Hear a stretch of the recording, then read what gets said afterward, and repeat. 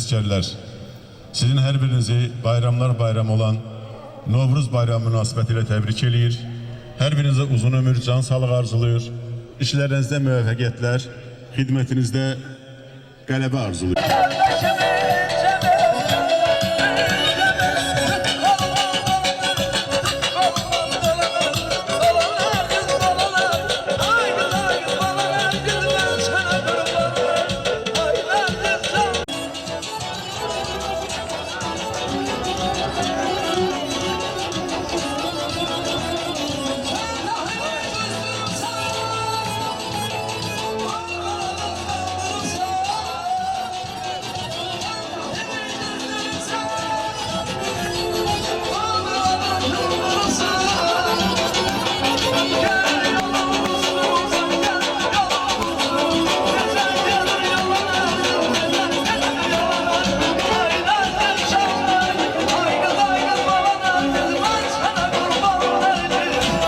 Olasın inşallah. Var olun.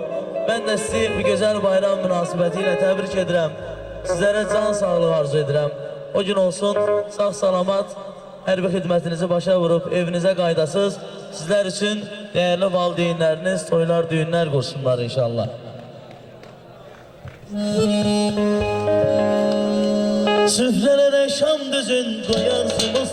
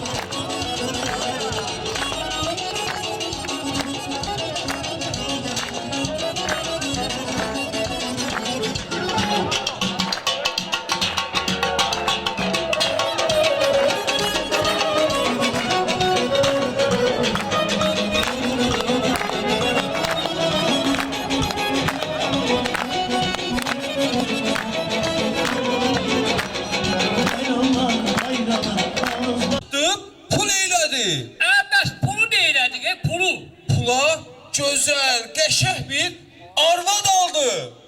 Bu gözəl qəşəng arvadı neynədin Kosa? Arvadı doydum, öldürdüm.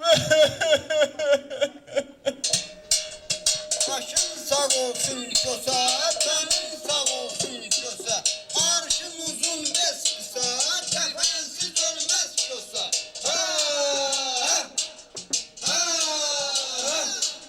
Kösaya kaymak gerek, kapılara yaymak gerek.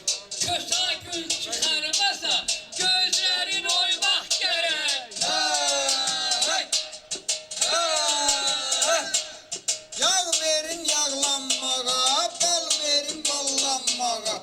Kosa gülme isteyir, boy boyun ağlamağa.